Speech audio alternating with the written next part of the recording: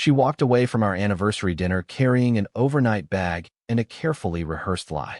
What happened afterward wasn't a fight, a dramatic confrontation, or a desperate attempt to save our marriage. It was a decision so calm, so deliberate, and so unexpected that within a matter of days, her entire world changed forever. Stay with me until the very end, because this isn't just a story about betrayal. It's about the exact moment a man chooses self-respect over love. The lighting inside the steakhouse was designed to soften imperfections, yet all it seemed to do was expose the growing distance between us. Megan had chosen the restaurant herself, an upscale rooftop venue that attracted people more interested in looking important than actually being important. Normally, she mocked places like this for their pretentious atmosphere. Tonight, she wore that same pretension like armor. I watched her from across the table, my hands resting quietly on the crisp white tablecloth. She checked her phone so often it no longer looked like a habit. It looked like anxiety. Every time the screen lit up, her eyes scanned the message before quickly returning to the menu. I never asked who was texting her. I already knew any question would only earn me another polished lie, and I had grown tired of participating in the performance of her excuses. The steaks arrived, perfectly cooked and completely flavorless. We ate in silence. It wasn't the peaceful silence built over years of companionship. It was the suffocating silence created by everything neither of us was willing to say. Then I noticed it. Neatly tucked beside the leg of her chair sat a black leather overnight bag. It was small, discreet, packed with a level of organization that didn't resemble her normally chaotic habits. I looked at the bag, then I looked at her. She never flinched. Instead, she calmly sipped a glass of Cabernet that cost more than replacing the transmission in my first car and quietly told me she needed some space. She said she'd be back the following morning.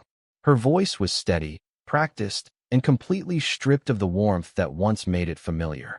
I didn't argue. I didn't ask whose company she planned to spend the night with. I simply nodded. At that moment, I realized the woman I had married was no longer sitting across from me. In her place sat a stranger who had mistaken my quiet nature for blindness. I paid the bill, walked her to her car, and watched her drive toward a destination she believed I could never guess. I didn't go home to fall apart. I went home to work. The silence inside the house didn't feel lonely. It felt clarifying.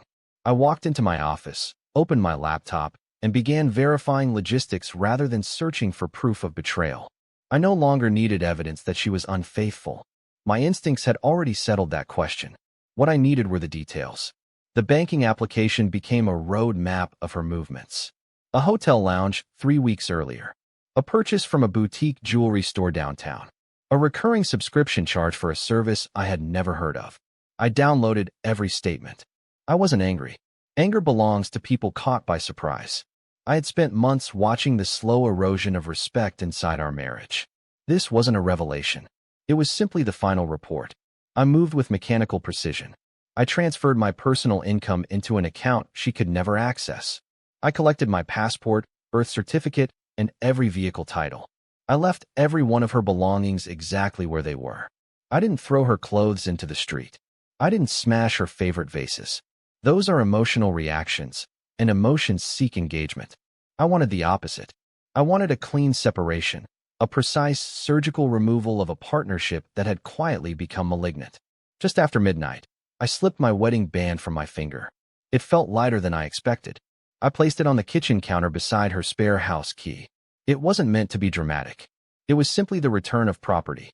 Then I packed my own suitcase, noticeably larger than hers, and moved into a short-term rental I had already arranged several days earlier. By 2 o'clock that morning, my phone began vibrating nonstop. I never answered. I simply read the messages. At first, they were angry demands asking why I wasn't home. Then they shifted into confusion. Finally, they became desperate attempts at manipulation. She insisted I was overreacting to one night away. She claimed she had stayed with a friend who was going through a difficult time. I deleted every message the moment it arrived. To me, they were nothing more than noise. I was only interested in the signal. The following morning, I met with an attorney who specialized in high-asset divorces. He looked like a man who hadn't smiled since the late 1990s, which was exactly the kind of lawyer I needed. I told him I wanted everything handled without direct contact. No mediation, no emotional negotiations, No tearful conversations. Only the law. Only the numbers. He asked whether I was absolutely certain. I told him that once a bridge becomes structurally unsound, you don't keep walking across it. You demolish it before it collapses beneath your feet. 3 days later, I met Megan at a quiet bar near her office. She looked exhausted. Whatever excitement the affair had once offered was now buried beneath the weight of consequences. She reached for my hand. I kept mine folded in my lap. Then she cried. She insisted the other man meant nothing. She called it a temporary mistake caused by feeling neglected. I listened patiently until there was nothing left for her to say. Only then did I speak. I told her she hadn't lost me because of another man. She had lost me because she became comfortable believing I would never leave. I explained that my loyalty had always been a choice, never a prison sentence. And she had treated it like something she could bargain away whenever it suited her. The expression on her face was genuine disbelief. She honestly believed 12 years of shared history would protect her from the consequences of her decisions. She never understood that for someone who values respect, history isn't currency. It's a ledger, and she had just defaulted on every debt recorded inside it. I didn't remain long enough to watch her finish her drink.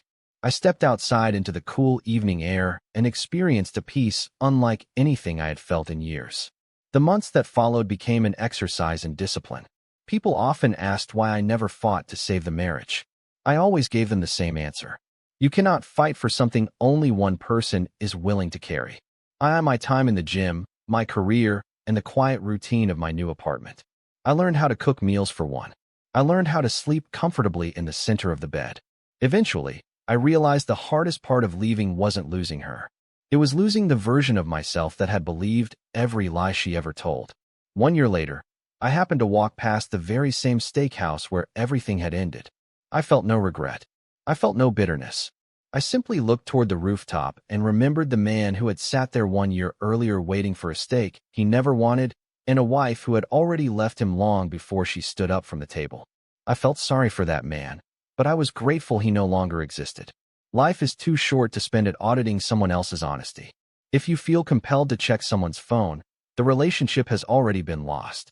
If you constantly wonder where someone is, you've already sacrificed your peace. I chose peace. It became the most expensive purchase of my life, and it was worth every single penny. I didn't end my marriage because I stopped loving her. I ended it because I finally started respecting myself. In the end, that is the only relationship that truly deserves to last.